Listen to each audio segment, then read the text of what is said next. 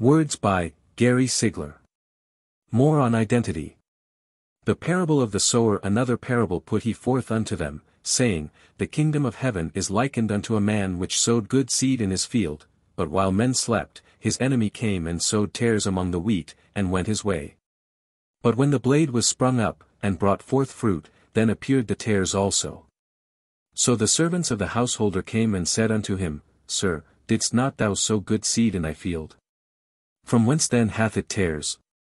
He said unto them, An enemy hath done this. The servant said unto him, Wilt thou then that we go and gather them up? But he said, Nay, lest while ye gather up the tares, ye root up also the wheat with them. Let both grow together until the harvest, and in the time of harvest I will say to the reapers, Gather ye together first the tares, and bind them in bundles to burn them, but gather the wheat into my barn. Matthew 13 verses 24-30. We have always been taught that the wheat was the good folks, those who went to an altar, those who had received Jesus, and the tare was the unbeliever, the sinner, and the reprobate. However, the good seed and tare was sown in the same field. He answered and said unto them, He that soweth the good seed is the Son of Man, the field is the world, the good seed are the children of the kingdom, but the tares are the children of the wicked one, the enemy that sowed them is the devil, the harvest is the end of the world, and the reapers are the angels. As therefore the tares are gathered and burned in the fire, so shall it be in the end of this world. The Son of Man shall send forth his angels, and they shall gather out of his kingdom all things that offend, and them which do iniquity, and shall cast them into a furnace of fire, there shall be wailing and gnashing of teeth. Matthew 13:37-42. Jesus said that a man went and sowed good seed in his field. The field represents the ground, and we know that man was formed from the dust of the ground. The good seed that was sown in the ground was the children of the kingdom, the seed of God, the spirit of man. And while men slept, the enemy came and sowed the tare. The tare that the enemy sowed was the carnal man, the carnal mentality, the carnal mind, and the carnal thinking. The tare is the false identity that you received by coming into the physical realm. The tare is called the seed of the serpent. You are a spiritual being on a human journey, but because of being lowered into the physical realm, you awoke not knowing where you came from, not knowing who you were or what your destiny was. Although the Lord sowed good seed in the field, in your earth, while you slept in this death state, the enemy came and sowed the tare of the carnal mind, the human personality. And so, all your life, you were raised by your parents and teachers to think of yourself as something that was separate from God. In reality, you could never be separate from God because you were created from His substance. You are only separated in your darkened mind and understanding.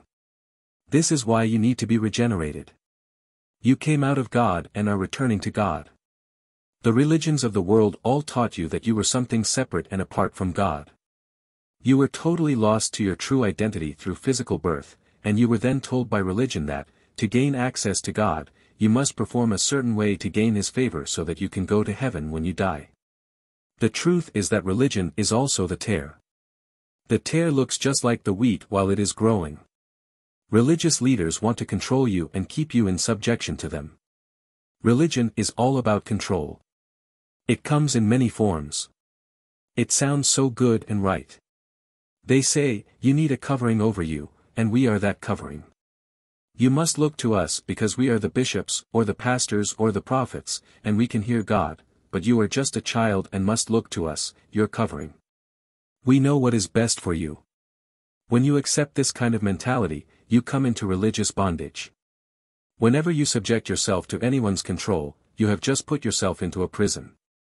You will stay there as long as you refuse to take the time to discover God within you. When you discover God within you and you learn to trust Him, He becomes your teacher. Anytime anyone points you to anyone but Jesus as your example, you need to run from that person.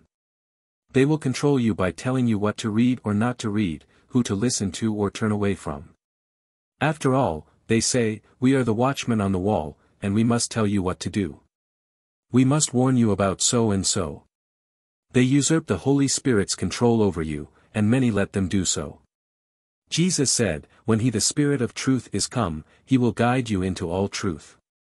Many are afraid of the truth because they have submitted themselves to man's control, and when the Spirit begins to reveal truth to them, their religious leaders tell them it is deception. Never let a man or woman control you. I am not telling you that you should not ever take advice from another person, but you should never let another person exercise control over you and tell you what you must do. For instance, many say you must be in a traditional church setting to really please God. Some are even saying today that we need to go back to all the religious rituals with robes and candles. If you feel that this is what the Spirit would have you do, then, by all means do so, but do not let man convince you that you must do this to gain godliness in your life. The truth is that, for where 2 or 3 are gathered together in my name, there am I in the midst of them. Matthew 18:20. We should not forsake the assembling of ourselves together for fellowship, but it does not have to be in a traditional setting. I do not mean by this that we should not have churches. I wish we had more of them teaching the principles of the kingdom. Many people like this bondage because they are too lazy to shake themselves and wake up to the truth. Also, religion causes you to fear your true identity. How could you, a mortal man, make yourself as God? They will say.